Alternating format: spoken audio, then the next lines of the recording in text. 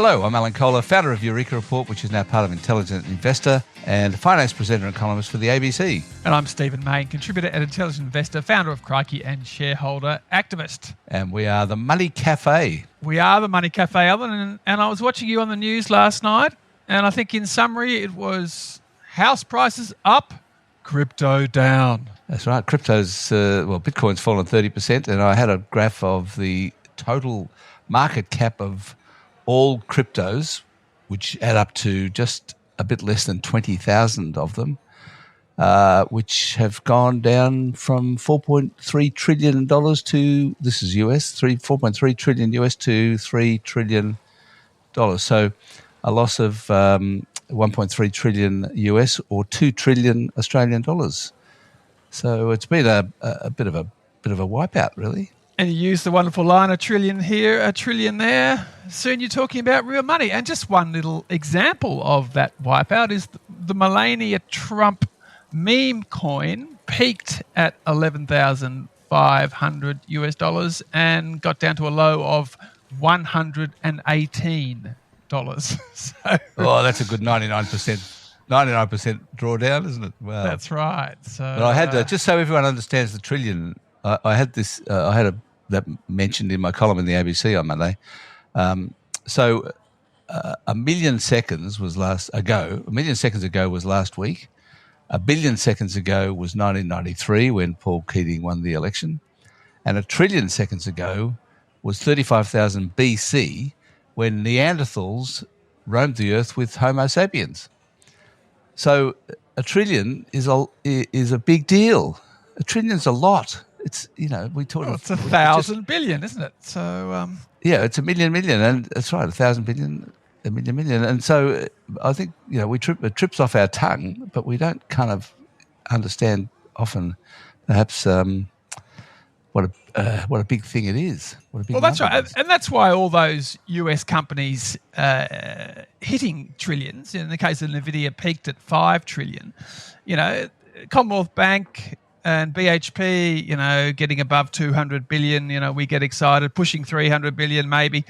Yeah, so when you're talking 5 trillion US dollars, that's 8 trillion Australian dollars. I mean, these are crazy numbers. But what goes up can go down, Alvin. So crypto lost 2 trillion Aussie dollars. It's incredible. That's right. I mean, just so I had that example of what a trillion is in a column on Monday about Eli Lilly, the US pharmaceutical company, going to $1 trillion US last week, which is 1.5 trillion Australian dollars. And the reason, of course, is that it sells the weight loss drugs Mounjaro and Zepbound. So I thought it'd be a good idea to do a column on those things. And I looked into it, talked to a few people, and these are a big deal, these drugs. And it was the first big pharma company to join the $1 trillion club, which is what made it. Yeah. So and why? And weight loss. Weight loss. It's basically the biggest economic drug that we've seen in a long time, and it's delivered our first $1 trillion big pharma company. Probably since Viagra, I guess. Oh, it's much bigger than that, Alan. Much bigger. Viagra got all the media, but these weight loss drugs. I'd argue there's so much issue with obesity in America. If you can solve it, it is just a massive solution. And Eli Lilly is front of the pack, the Nvidia of big pharma. Yes, that's right. So, okay, well, back to house prices. So what we've learned on Monday was that house prices went up another 1% in November, on top of 1.1% in October, and the rise for this calendar year so far is 9%. In the national median house price, the rises in various capital cities are different. I think Melbourne and Sydney is 6.5% this year, but some of the other cities, Brisbane and Perth and Adelaide, are all up more than 10% for the year so far. And this means our total housing stock, Alan, residential, is pushing $11 trillion. And we know what a trillion is. We do know what a trillion is, and we can match it when it comes to Aussie residential. That's where we get to talk trillions, all 11 of them. That's right. And then yesterday we learnt that housing approvals for October fell 6.4%, apartment approvals fell more than 13% in the month. So at the same time as house prices are rising, approvals are falling, and they're running at roughly 15,000 per month at the moment, when in order to meet the National Housing Accord target of 1.2 million new houses over 5 years, they need to be 22,500 per month. So they're running basically at 2/3 the level required to meet the Housing Accord target, which is nowhere near enough. I think that we can safely say that the target's not going to be met, and the supply might end up being okay, but it won't be in the 5 years that we're talking about. And you do explore all of the angles, Alan, of the housing crisis. And so I thought your interview with the CEO of NextEd, which is a listed company in the international student game, was very, very interesting this week. And he was talking about how the federal government has absolutely opened the doors for the international students again in recent months. And that was quite an interesting discussion about just how that whole international students into Australia game works. Why don't you give us your highlights from that interview? So I kind of already knew that the government had turned things around on students, because they had increased the number of tertiary institutions in Australia, or universities, that are on the lowest risk rating for student visas from 8 to 15.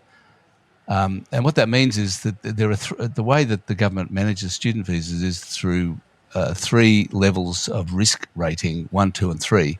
And if you're on the number 1, or the lowest level of risk rating, basically your student visa applications are just waved through, and obviously the higher levels, they get more and more scrutiny and more likely to get knocked back. And the reason and the basis on which these traditionally, or supposed to be, that the risk ratings are applied is according to whether or not the student ends up trying to stay in Australia rather than just coming here for the degree and going back home, and also whether the student is likely to commit fraud. So it's based on or commit a crime of some sort. So it's based on data that is, or at least supposed to be based on data that is applied to each institution, each university. So what happened was that all these universities were applying for more federal money, and the government said, well, we haven't got any money, but here you go, have a lower risk rating on your student visas, and you can have more students to make up the difference. And so they're back in. And so the thing is, and it's not just students. So I've been working on a piece for Sunday. I do these specials for Sunday, I'm just having a look at the one I've done. Yeah, so the number of temporary residents in Australia at the moment is a record high of 2.9 million, which adds 10% to the population. And obviously part of those are students, 634,000 students, foreign students. But there are also a record number of bridging visa holders, New Zealand citizens, 700,000, temporary graduates, 240,000, skilled temporary migrants, 230,000, working holiday makers, 217,000, visitors and tourists, 350,000. So, it's a really interesting situation we're in. Not only is sort of formal immigration up and permanent residency up a lot, we've got all these temporary visa holders, temporary residents, temporary migrants in the country, which is a record high as well. And that's feeding into the house prices. But look, as I've said before, greatest country in the world, never been relatively better. Everyone else going to pot. They will come. And I thought that guy, the NextEd guy, was, we've got the world's highest $2,000 fee for international students. So, you don't get it back, non-refundable fee. So the government's tried to put sort of, dollar barriers in the way to stop the flood. And they're making $4 billion a year in visa fee applications, the feds. But still, it hasn't slowed it down. And the other interesting one was his comment that all over the world, vocational education, tertiary, is growing much faster than non-vocational. So maybe the world has cottoned on to this whole AI tackling white-collar jobs, the traditional university jobs, and all over the world, it's the tradies, it's the vocational degrees, which are growing much faster than the traditional university degrees. And the other thing that bloke talked about was the network of agents they've got, that all of these institutions have got around the world that are basically selling student visas on commission. 20 to 30% commission on the first year's fees. It's not a bad gig if you can get it. So they get a commission that's a trailing commission on the fees. And, this company, NextEd, is also, apart from having eight campuses, eight colleges, it's got a business of selling recruitment or recruiting students for other institutions, which is about 10% of its revenue. And you got to watch the government can come in, and the government came in and suddenly said, Colombia, no good, stop it. So they were bringing in lots of students from Colombia, and all of a sudden the government said, So the government does their risk ratings on countries as where people are coming from, as well as some of the universities themselves. So it's a really fascinating area. And you're one of the few people who gets into it in a calm, sensible way. And so, if people subscribe to Intelligent Investor, they can listen to that interview. But, Alan everywhere, all over every aspect of the housing. And do you think it's going to keep going, Alan? I mean, 1% a month is where we're tracking at. How long are we going to keep going at 1% a month? House price rise. I thought when I finished writing that book, what was it, 2 years ago now, I thought, everything's unaffordable. The housing's unaffordable now, so I can't keep rising. And bugger me, it's kept rising. So, the thing is that cutting interest rates coming down makes housing more affordable. And so, we've had 3 interest rate cuts this year, and interest rates have come down. So, therefore, people are therefore paying more. I just think it's partly about interest rates, partly about supply and demand, and we've now got a surge going on of immigration again, which is increasing demand. And I don't think they're doing enough on boosting the construction industry's capacity to build houses. I mean, they're doing a lot of rezoning, releasing a lot of lots available to be built on, but you need to have builders to build them. Yeah, there isn't the labour. There's too much government crowding out with major infrastructure projects. So the infrastructure spend needs to come down, and the reallocation of much of the labour force into supply with housing, plus some supplementing that labour with some more targeted visas for skilled housing, residential construction workers. Anyway, before we get on to the questions, I need to ask you, Stephen, what's going on with all your board tilts? Did you get more than 2% anywhere of the vote? Alan, I got 69.55% of the vote, a cumulative total across my 16 board tilts so far. So that's an average of 4.34%. An average of 4.34. That's fantastic, Stephen. Congratulations. So, but 3 of them were below 1%. So yeah, but there must have been quite a few high votes if you got to an average of 4.3. Carnegie Clean Energy 21.3, Tribune Resources 10.6. A lot of angry shareholders with that Kalgoorlie-based gold miner. It doesn't tell them anything. And then it was 7 6s, and down to Jerry Harvey Norman. Jerry was very happy that I only got 0.66% because last time I got 8.24% when I ran for the Harvey Norman board in 2019 because two of the proxy advisors recommended me. But when the proxy advisors don't recommend you, Alan, you're stuffed. So I was back down to 0.66% at Harvey Norman. 0.63 at Reece was my worst, and the Wilson family owned 70%. So there you go. But I said to the instos, I said, look, the Wilsons own 70%. Vote for me, and it's a safe protest vote because I can't get elected. None of them bought it. So, that was disappointing. But How did Jerry Harvey express his pleasure at your failure? Oh, look, he said, he was very polite. We had this hour on the phone. We basically agreed we wouldn't sledge each other. So he was actually very polite. Although the funniest thing was that they've got this really weird constitution where you have to say each item is moved and seconded from the room. So I'm listening on the phone because Jerry doesn't have a webcast, and every resolution he'd say moved, and then someone would say moved, and he'd read out the person's name. And then when they got to my nomination, moved, seconded, and they didn't say who it was. So the poor people who were forced to move and second me in front of Jerry were not read into the minutes.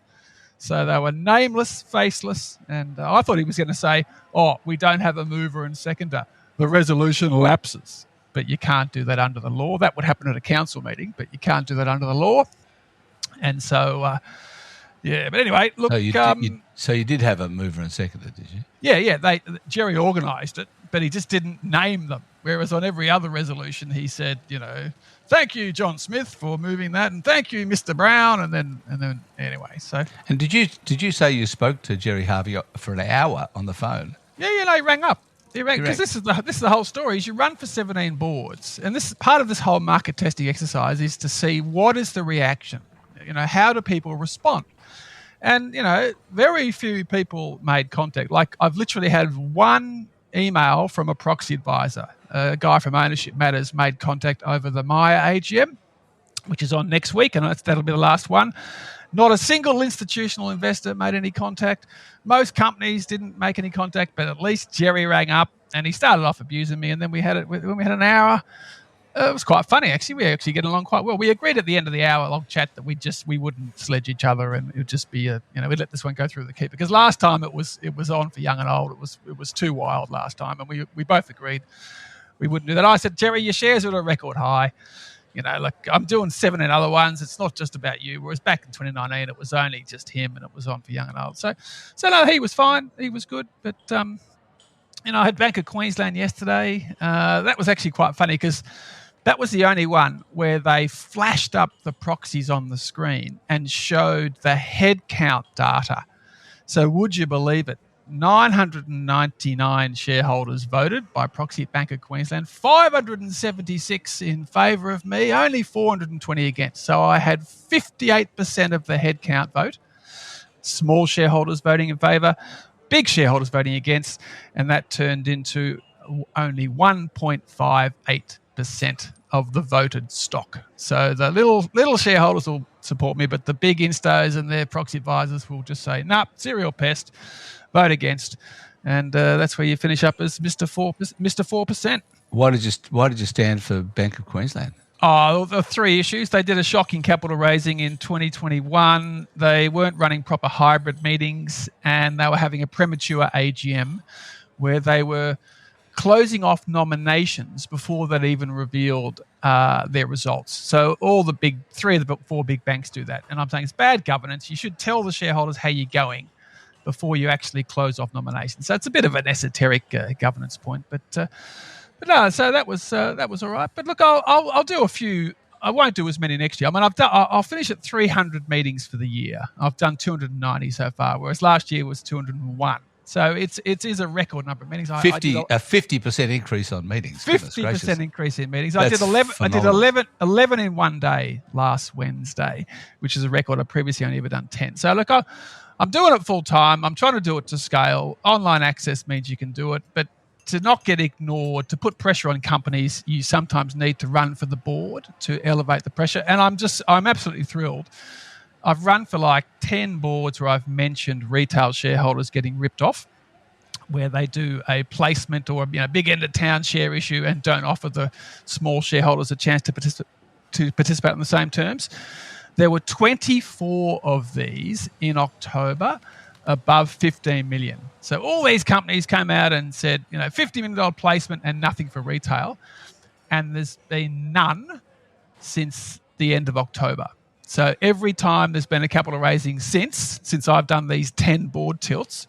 So Rox Resources, Aeris, Megaport, Unico, Ausgold, Arrowfuel, all these companies have announced placements, but they've said, and there's an offer for retail shareholders as well.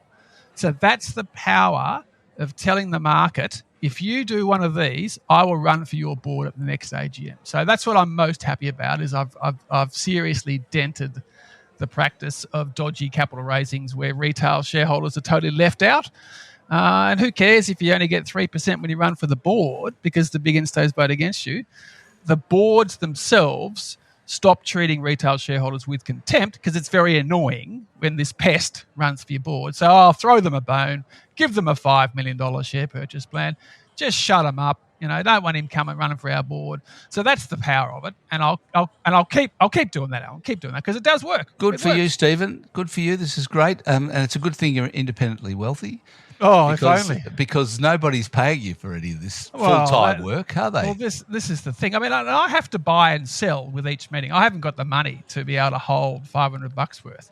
So I had a big blue with Jeff Wilson where he kept on saying how many shares I owned. Like he'd go, "Oh, Stephen, he only owns 10 shares," or Stephen bought 216 shares last week, and I'm saying, Jeff, You're worth 500 million, mate. You've just spent 48 million buying 3 houses at Sunshine Beach, now south of Noosa. You're making 60 million a year in fees, clipping the ticket on all these listed investment companies. You're a rich bloke. I don't have the capital to participate in your IPO or buy in. So you had quite a blue with Jeff Wilson, and I said, "Come on, mate. You've got a conflict of interest. You're the chairman of the board, and you're taking 60 million a year in fees. You've got a conflict of interest. The fees are too high. What are you doing?" So he blew a gasket. So we had quite a blue, and I was really annoyed with him for invading my privacy and telling the shareholders how many shares I have. He's only got 10 shares. He's only bought in to ask questions. That's right, Jeff. That's what I do. I try and buy shares, ask questions, and get good governance. And you taking 60 million plus in fees from 150,000 retail shareholders is too much. And you've got a conflict of interest as the chairman of all these boards negotiating these management contracts with yourself. Yes. Anyway, so watch this space, Alan. That's going to be an ongoing issue next year, I can promise you, is getting Jeff Wilson to cut his excessive fees because he's already made $500 million. He's got enough. He's 72, owns 100% of the management company. Chance. Doesn't need any more. Stephen, there's never enough. They don't. It's never enough. Come on, he'll never do that. But anyway, good for you for going at him. Now, we've got a lot of good questions this week, so we better get to them. And before we do that, let's have a quick word from our sponsor.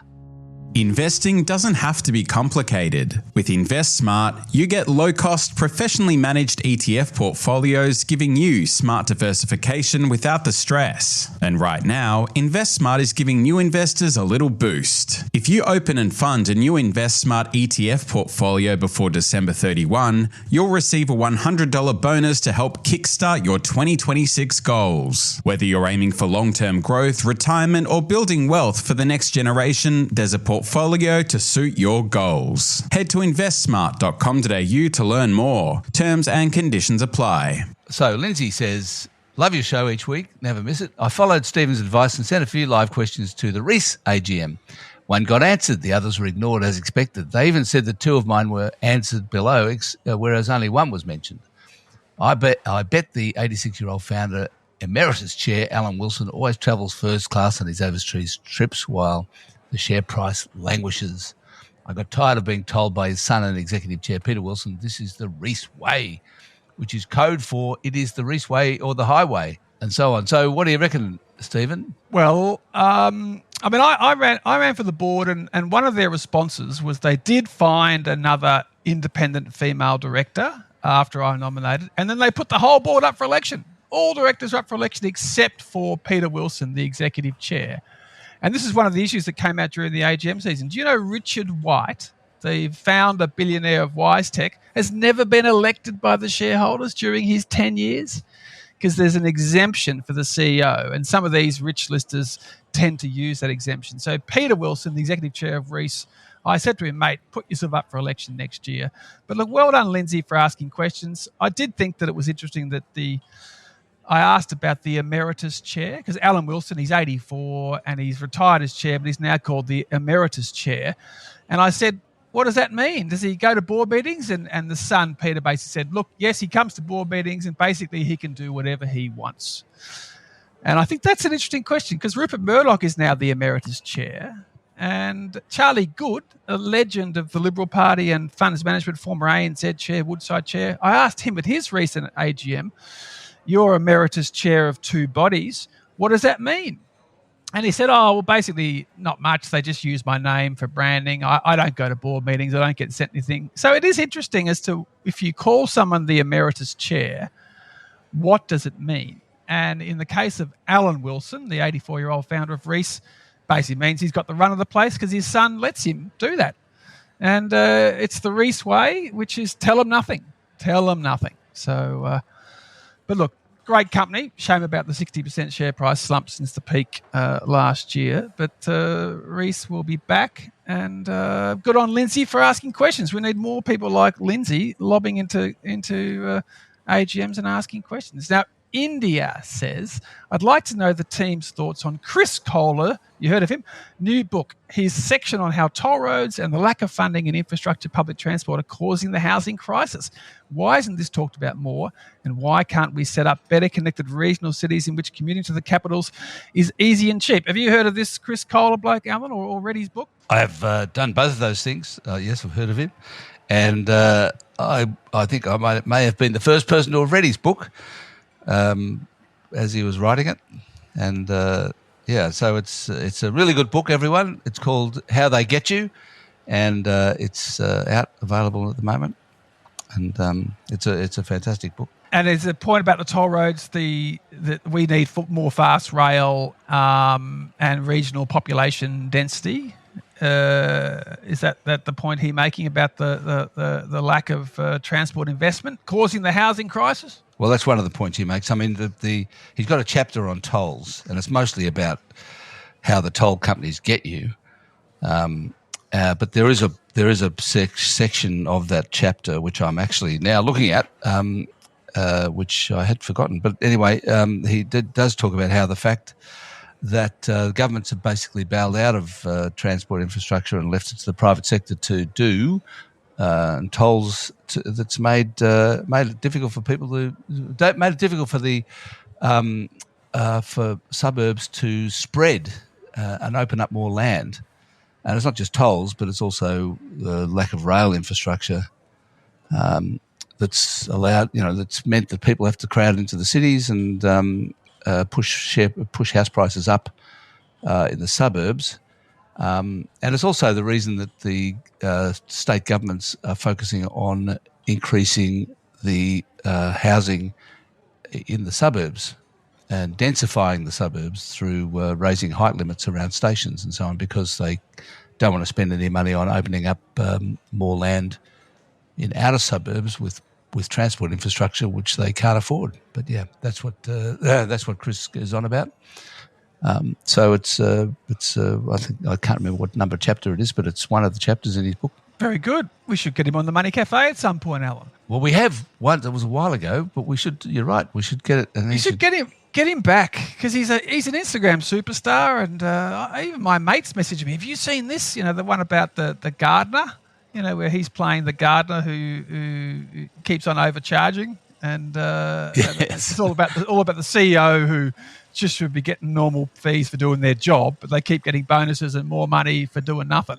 And the way he demonstrated that point with the gardener ending up charging him $600 and then drinking his beers, it was very funny. It was. They're always funny and always pointed. He's a genuine comedian. Was he a comedian as a kid? Like, was he a funny kid? Because he's really got a lovely comedic touch. Yeah, no, that's a surprise, actually. I mean, he was never kind of funny in that way, but he's just come up with this himself. He's just invented it now and does it really well. He does. So, look, there's 3 questions on AI, which we'll try to answer together. Richard says, we're also cautious and negative about AI, and it's not all about job losses and robots taking over the planet. We can't continue, he says, to bury our heads in the sand. Dylan says AI is quickly changing the programming space and has become incredibly capable in this area. Right now, a novice tech programmer can develop a full production-level app or website with AI tools alone. What are your thoughts on this? And Peter says, the talk of AI is completely overblown.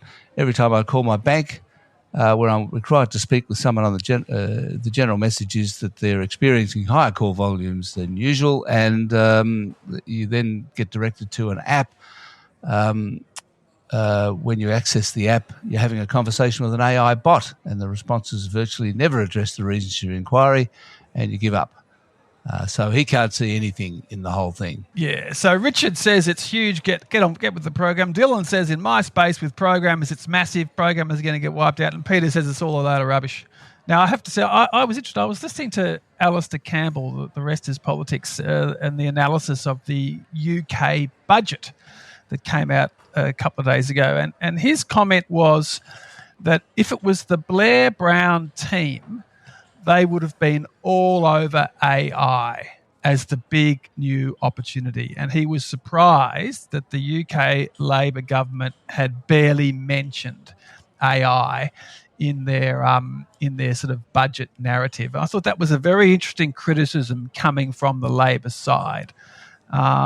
And I think we're a bit the same in Australia, is that we are not, the federal government's not leaning in. They're doing a bit like Starmer and Rachel Reeves in the UK. It's, yes, look, and they tend to be more cautious because of the whole Labor union connection and the threat to jobs.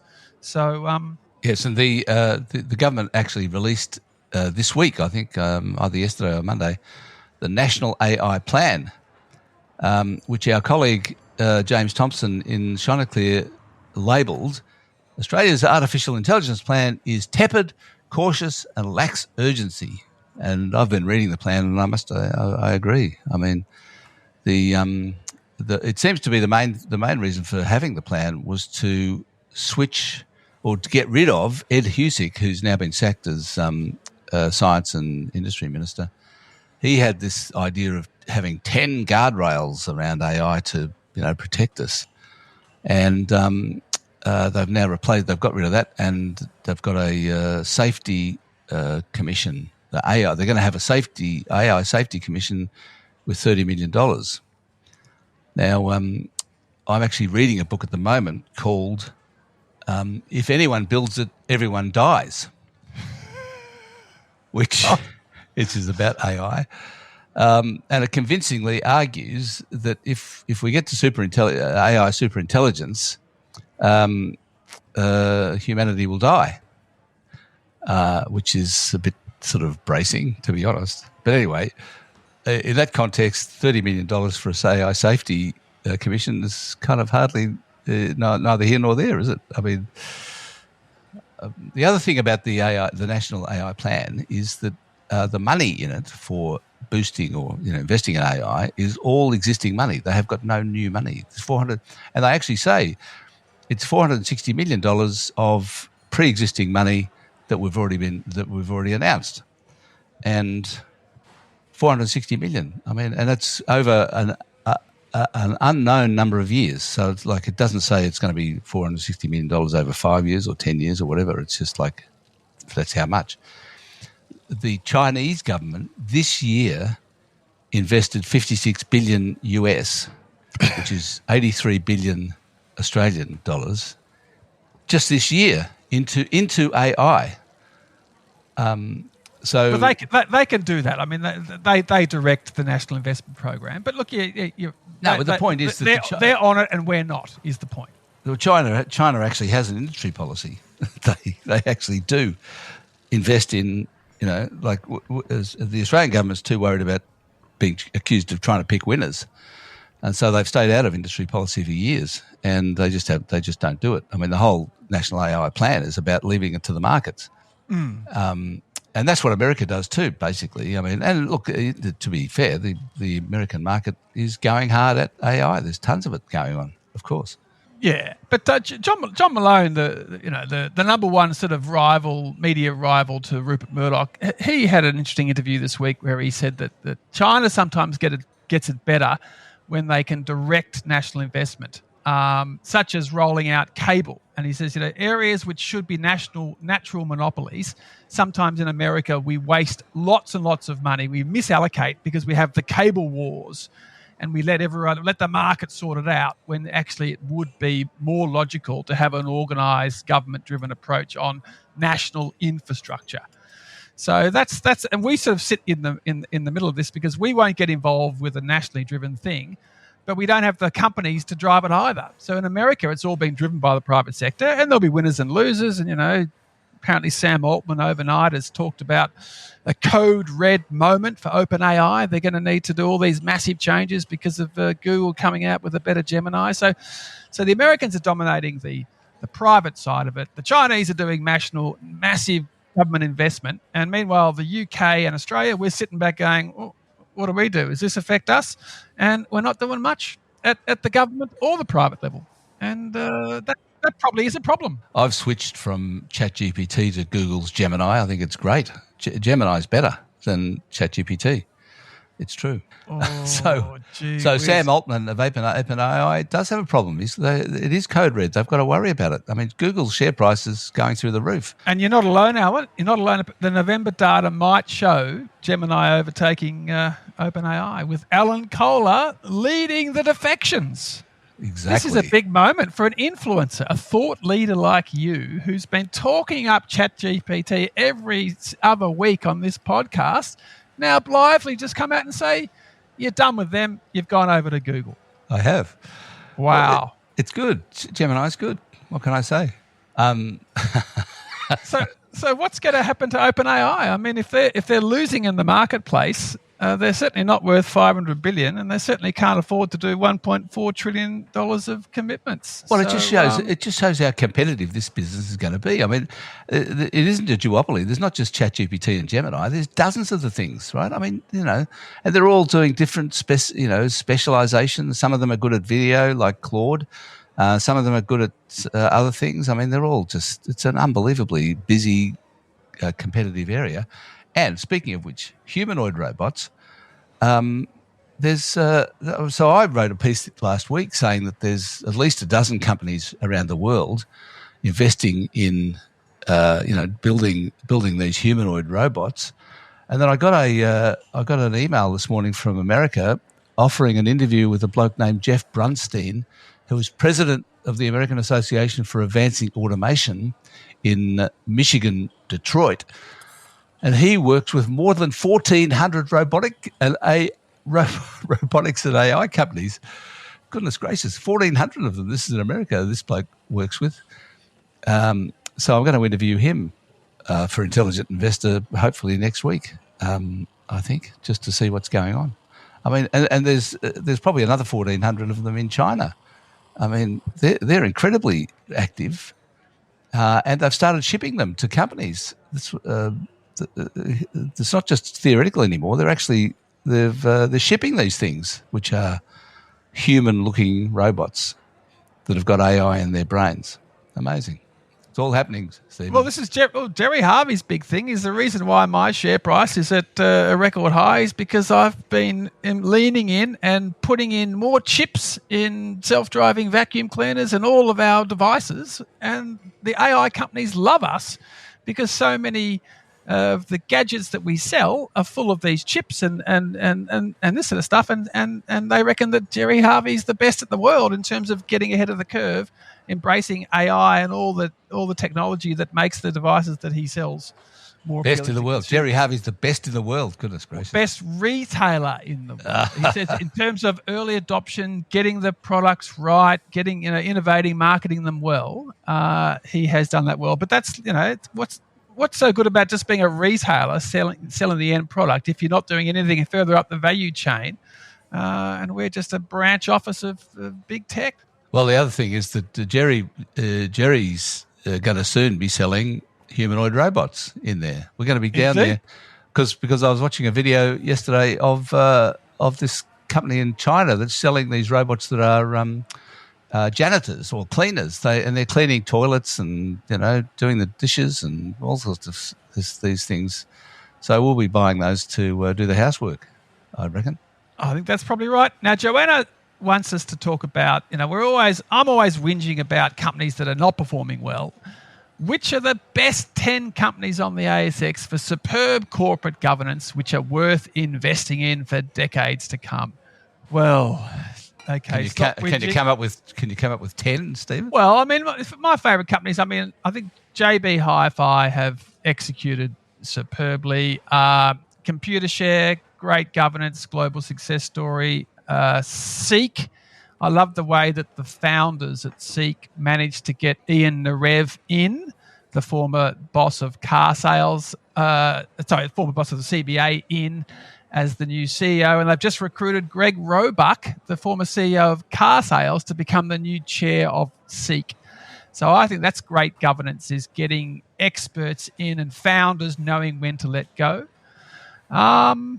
Look, other companies, I think we're doing quite well in the mining servicing space. Out west, Parenti and Monadelphous, they service all the big companies with engineering, and I think they're great companies, well-governed companies doing well.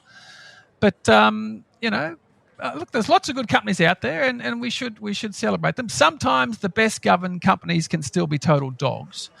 You're not just a great company because you get your governance right. You can have 10 beautifully independent directors with a wonderful skills matrix and massively great transparency and disclosure, and the next thing you know, you're Pasminko and you've gone broke.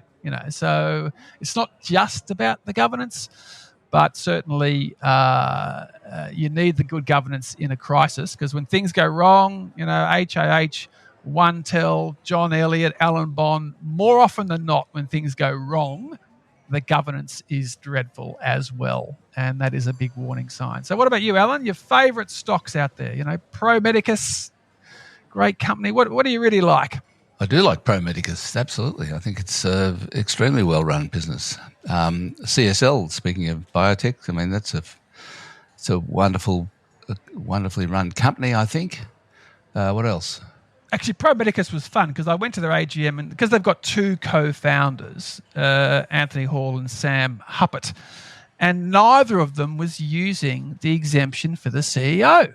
So I said, well done for putting both the founders up. And, why are you doing this? And the chairman said, well, we just think it's good governance to not let either of our founders avoid the vote. So listen to that, Richard White. Listen to that, Rupert Murdoch, the man who went 30 years in Australia without being elected until he left in 2004. So, look out for the executive chair not putting themselves up for election. That is bad governance and a warning sign. Mitch says, with the recent APRA stress test, the alluding to restrictions to lending and the CBA Macquarie announcement that they'll stop lending to trusts and companies, do you think that this is the beginning of the start of the tightening of lending more broadly, or whether this will slow house price growth?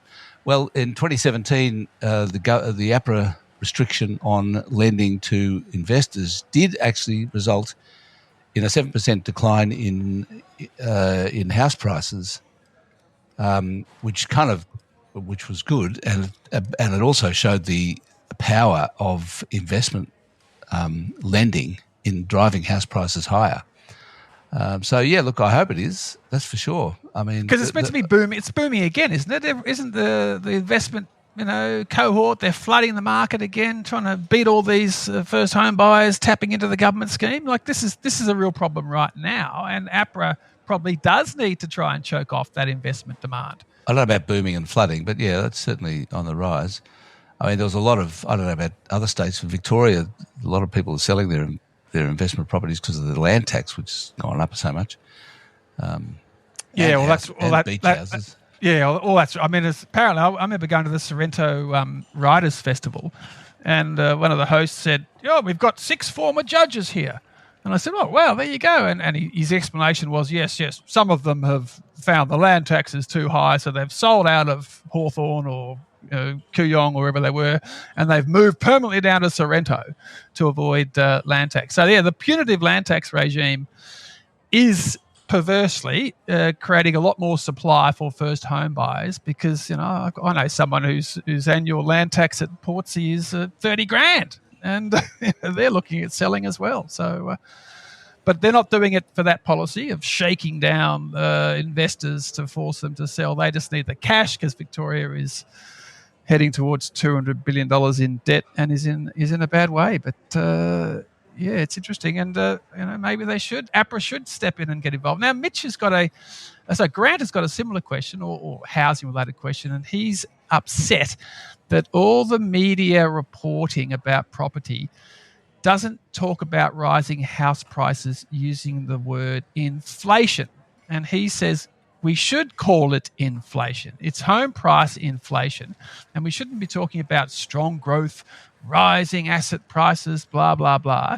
And we should instead bring housing price data into the inflation language. Now, on the news last night, Alan, why didn't you say, and there was another breakout of inflation in November where inflation was 1% for the housing market. So you're a leader in these issues. Why don't we talk about house prices with inflation? That's a fair point. I mean, housing it has a dual role. Obviously, it is an investment. So people tend to when people talk about isn't it great or the strong rise in house prices and so on, they're kind of referring to it as an investment in the same way as they talk about share prices going up. But of course, unlike shares, housing is something you have to live in as well. So it's a human necessity and arguably it is a human right to have shelter. And so that's right. It's two things. And I think Grant's right. We should talk about it as inflation as well. So I'll try to do that in future. Well, it should be both. I mean, with $11 trillion of it out there, residential, it is an investment, and it's one of the, apart from cars, it's the only thing that people buy that they then sell. So everything else you consume. I mean, inflation is usually measuring things you consume that don't have much value after you consume them. It's a consumable. It disappears into nothing. Whereas, the home, it is an asset that you then will sell again, and it will affect your wealth if it goes up. So it's a sort of inflation that the owner of the product wants, whereas you don't want any inflation with other products. I know, but part of the reason it's become unaffordable or difficult for young people to afford is because it's been treated as an investment, and investments have to return their cost of capital. So therefore, they have to return more than the interest rate that you're paying on the debt, and that means that they've got to go up all the time, which they do, and that's bad for society. Last question. Well, last question. Yes. I agree. Last question. Now, Ben and Paul have both written in asking about Macquarie bidding for Cube, the big infrastructure company, and is this bad for the market? The ASX is thinning out. We're losing vital infrastructure. So, look, this is it's a big deal. Like, Macquarie's offering, I think it's $11 billion, 28% premium. It's not Macquarie itself, it's their infrastructure funds. People forget that a bunch of bankers in Martin Place in Sydney, fresh off making money out of toll roads and airports in Australia, took that model to the world and became the world's biggest infrastructure fund manager with over 500 billion globally.